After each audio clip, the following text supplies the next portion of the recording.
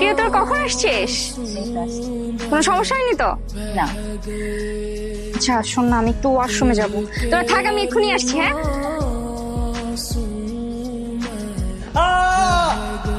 Sorry sorry sorry sorry sorry, তাড়াতাড়ি pant পরুন, এত জোরে কেউ চিৎকার করে নাকি? কে আপনি? আর আমার রুমে ঢুকেছেন কেন? আপনার কি প্যান্ট পরা হয়েছে? আমি বাইরে আসবো? হ্যাঁ হয়েছে। এই আপনি কিছু দেখেননি তো? চোখ তো খোলাই ছিল, না দেখে কই যাব? সর্বনাশ। আর আপনি এত বড় একটা ছেলে হয়ে দরজা খোলা রেখে কেন ড্রেস চেঞ্জ করছেন? হ্যাঁ রাম ছাগল নাকি আপনি? এক্সকিউজ মি, কি বললেন আপনি? জি, কানে শুনতে পান নাই? তাহলে কানটা পরিষ্কার করুন। আমি কেন কান পরিষ্কার করাবো? কান পরিষ্কার না করলে কানের ডাক্তার দেখান, কারণ আপনি কম শুনতে পান। এই শোনেন না, কি হচ্ছে এসব? আপনি কাউকে কিছু বলবেন না তো? কি বলবো না? এই যে এখানে যা যা হলো আপনি যা যা দেখলেন। যদি বলে দেন তাহলে কি হবে? প্লিজ বলবেন না, আমার একদম সর্বনাশ হয়ে যাবে।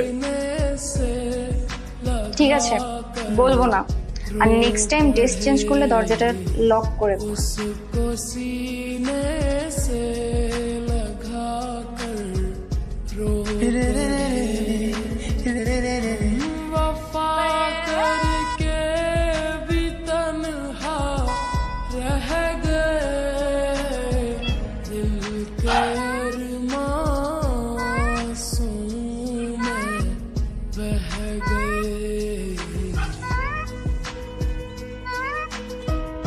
মেয়ে দেখে এখনই সিগন্যাল দিচ্ছে আমাকে।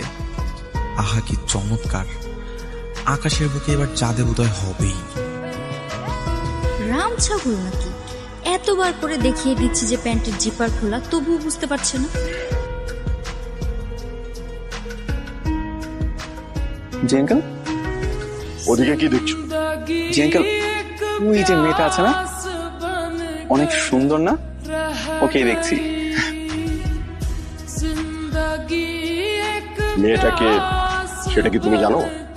তা জানি না আঙ্কেল, তবে এইটুকু জানি, যদি এই মেয়েটাকে পটিয়ে লাইন মেরে প্রেম করে বিয়ে করতে পারি, তাহলে ওই হবে আমার শ্বশুরের মেয়ে।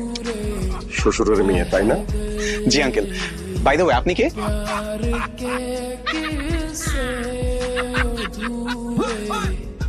আমি কে? জি। যে শ্বশুরের মেয়ের দিকে তাকাচ্ছ, আমি সেই শ্বশুর।